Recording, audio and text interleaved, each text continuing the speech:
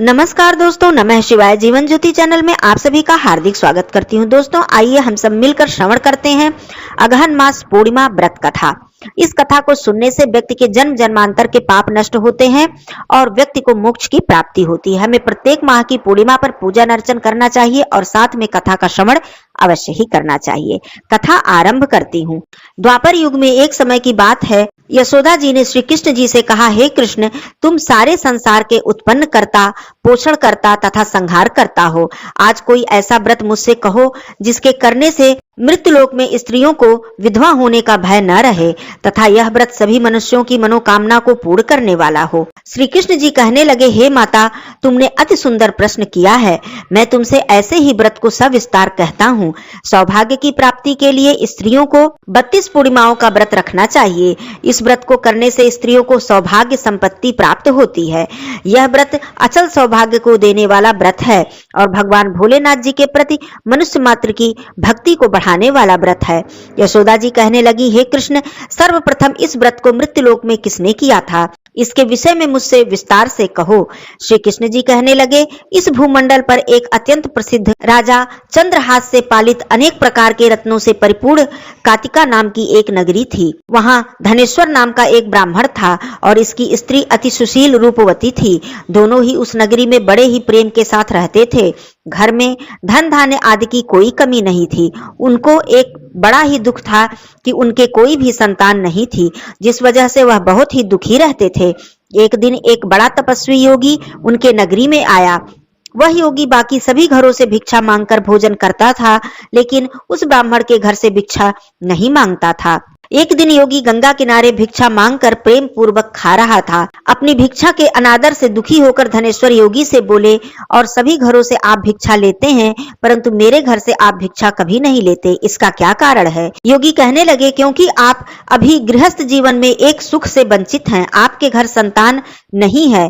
जब आपके घर संतान हो जाएगी तब मैं आपके घर से भिक्षा स्वीकार कर लूंगा। धनेश्वर यह सब बात सुनकर बहुत दुखी हुए और हाथ जोड़कर योगी के पैरों पर गिर पड़े तथा दुखी मन से कहने लगे कि आप मुझे संतान प्राप्ति का कोई उपाय बताइए। आप सर्वज्ञ हैं, सर्वज्ञानी हैं, मुझ पर दया कीजिए। धन की मेरे पास कोई कमी नहीं है, लेकिन मैं संतान न होने के कारण अत्यंत ही दुखी हूँ। आप मेरे इस दुख का हरण कीजिए। यह सुनकर योगी कहने लगे, तुम चंडी की आराधना करो। घर पहुंचकर उन्होंने यह सारी बात अपनी पत्नी को बताई और खुद वन में चले गए। वन में पहुंचकर उन्होंने चंडी की आराधना की और उपवास किया। चंडी ने 16 दिन उनको स्वप्न में दर्शन दिए और कहा कि हे धनेश्वर, जा, तेरे पुत्र होगा, लेकिन उसकी आयु सिर्फ 16 वर्ष की होगी। 16 वर्ष की आयु में ही उसकी मृत्यु हो जाएगी। अगर तुम दोनों स्त्री पुरुष 32 पूर्णिमाओं का व्रत करोगे तो यह पुत्र दीर्घायु होगा। जितना भी तुम्हारा सामर्थ्य हो उतने आटे के दिए जलाकर शिव जी का पूजन करना, लेकिन पूर्णमासी 32 होनी चाहिए। सुबह होते ही तुम्हें इस स्थान पर एक आम का पेड़ दिखाई देगा। उस पर चढ़कर एक फल तोड़ लेना और अपने घर चले जाना। अपने स्त्री को इसके बारे में बताना। सुबह स्नान होने के बाद, स्वच्छ होने के बाद शंकर जी का ध्यान करके उस फल को खा लें। तब शंकर भगवान की कृपा से उनको गर्भ ठहर जाएगा। जब ब्राह्मण सुबह उठा तो उस स्थान पर आम का एक वृक्ष दिखाई दिया। वह उस वृक्ष से फल तोड़ने के लिए चढ़ा, लेकिन पेड़ पर चढ़ नहीं पा रहा था। यह देखकर उसे बड़ी चिंता हुई। उसने भगवान गणेश जी की उपासना की और कहा, हे दयानिधे, अपने भक्तों के विघ्नों को हरने वाले, आप मेरा मंगल कीजिए। दुष्टों का नाश करने वाले, रिद्धि सिद्धि को देने वाले, आप मुझे इतना बल दीजिए कि मैं अपनी मनोकामना को पूर्ण कर सकूं। इसके बाद वह पेड़ से फल तोड़कर अपनी पत्नी के पास पहुंचा। उसकी पत्नी ने अपने पति के कहे अनुसार इस फल को खा लिया और वह गर्भवती हो गई। देवी की कृपा से उसके बहुत ही सुंदर पुत्र पैदा हुआ। उसका नाम उसने देवी दास रखा। माता पिता के हर्ष और शोक के साथ वह बालक बढ़ने लगा। भगवान की कृपा से बालक बहुत ही सुंदर था, सुशील व पढ़ाई लिखाई में भी बहुत ही निपुण था। दुर्गा जी के कथनानुसार उसकी माता ने 32 पूर्णमासी का व्रत रखा।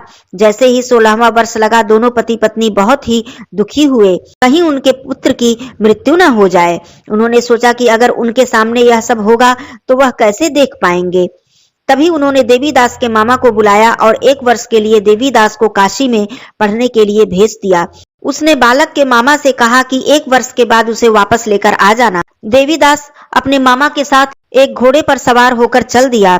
उसके मामा को भी यह बात पता नहीं थी। दोनों पति पत्नी ने 32 पूर्णमासी का व्रत पूरा किया। दूसरी तरफ मामा और भांजा दोनों रात गुजारने के लिए एक रास्ते में एक गांव में रुके।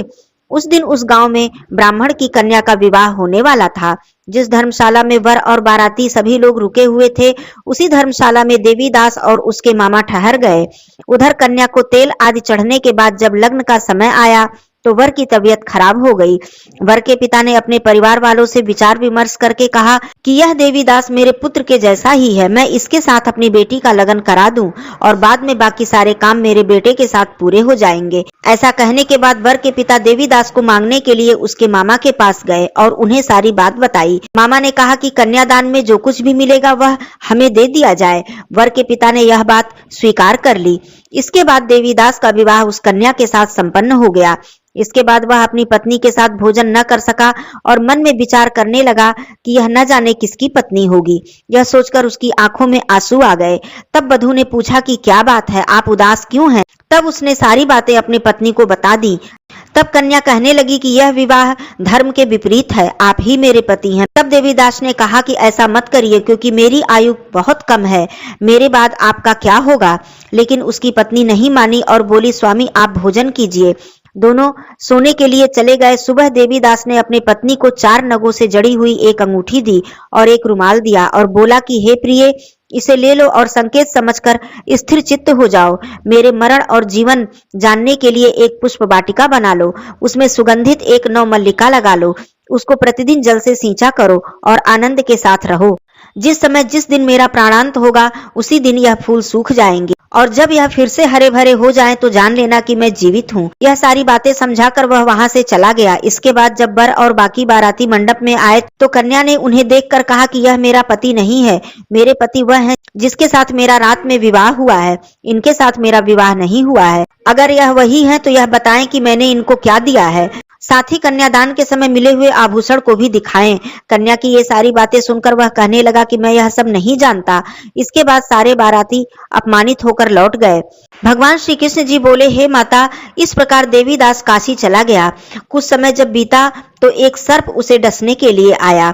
उसने देवीदास को डस लिया, लेकिन उसकी माता ने पहले ही 32 पूर्णिमा का व्रत कर लिया था, इसलिए देवीदास मूर्छित हो गया, लेकिन उसकी मृत्यु नहीं हुई।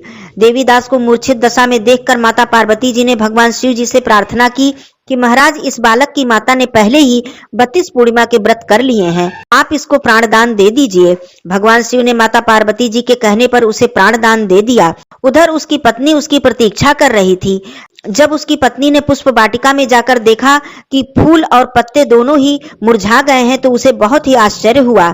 फिर से उसने देखा कि पुष्प वाटिका फिर से हरी भरी हो गई तो वह समझ गई कि उसका पति अभी जीवित है। इसके बाद वह बहुत ही प्रसन्न होकर अपने पिता से कहने लगी कि मेरे पति जीवित हैं, आप उनको ढूंढिए।